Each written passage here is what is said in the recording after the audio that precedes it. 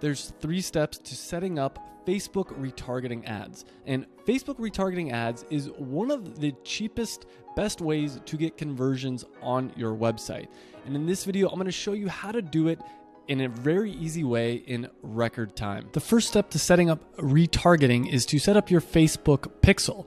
And the way to do that is you can click up here, go to pixels, and then once you get to the pixel section, click add data source, Facebook pixel, and we're gonna just call this 4-minute pixel, and then put in your website URL. For me, it'd be performancenutbutter.com.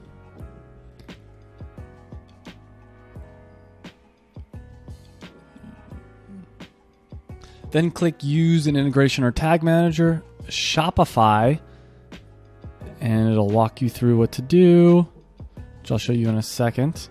You're gonna copy and paste this, copy it, go to online store, preferences, and then go to Facebook pixel. Now I already have a Facebook pixel there, so I'm not gonna update it, but that's how you would do it. So the next step to doing retargeting is to actually set up the ad itself. So let's go back here. Now I have a special kind of account.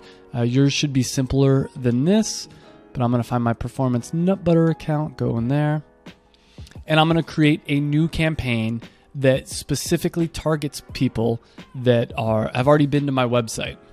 Once your pixel has been activated and working for a little while, it'll collect an audience. But to make sure it does it correctly, you're going to go into audiences up here, and you're going to create an audience for it to put all the people that visit your website into. So I already did this a little while ago, and you can see pixel retargeting audience, but I'll show you how to do it really quick. You're going to do a custom audience,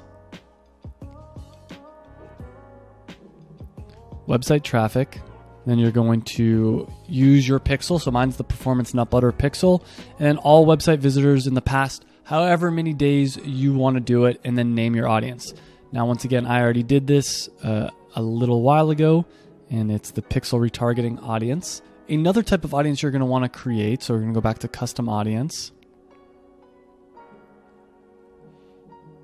is from your website traffic. Instead of all website visitors, you're going to want to, this one.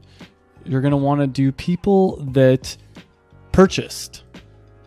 And we'll just call this one customers, PNB customers. Now I already created this one as well. But so basically what you're going to want to do is have one group of people that's everyone that's been to your website, and one group that is only people that have purchased. So that's my retargeting audience, the people that have been to the website. And then here is the 30 days purchase, and it says audience is too small to be using campaign creation, but that's okay.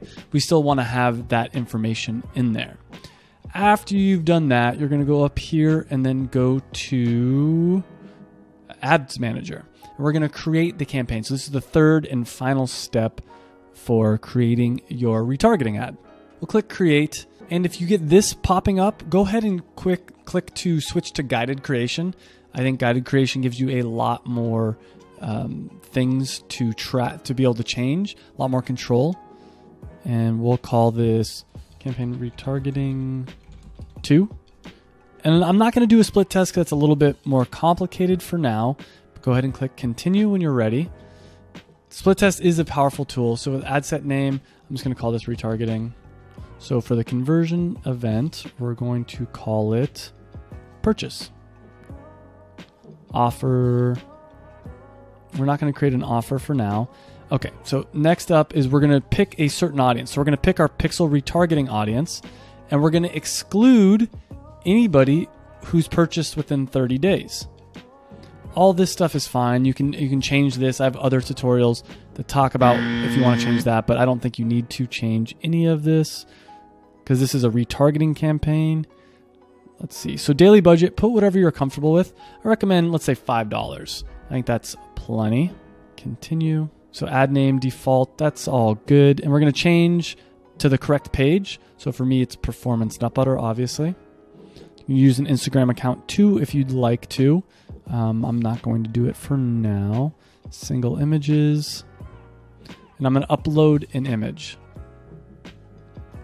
I will use this image.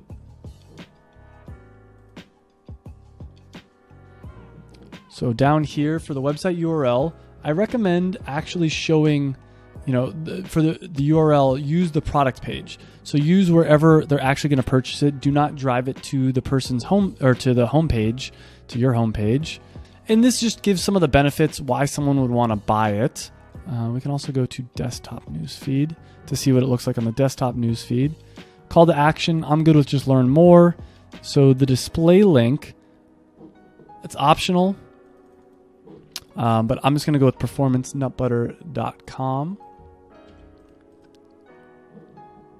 which I think it already has, so we're fine with that.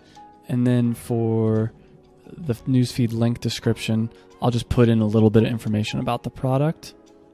And that's pretty much it. You're done. And we have created this ad in record time. So go ahead and click confirm.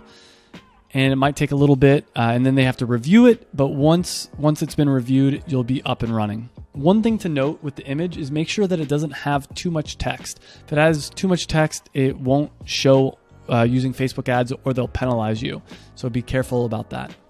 One thing I forgot to mention that might actually be pretty important. First off, if you want to edit it, you can go here, you can click edit, and you can do some things here, but most of the editing you can do is on the ad set level or the ad level.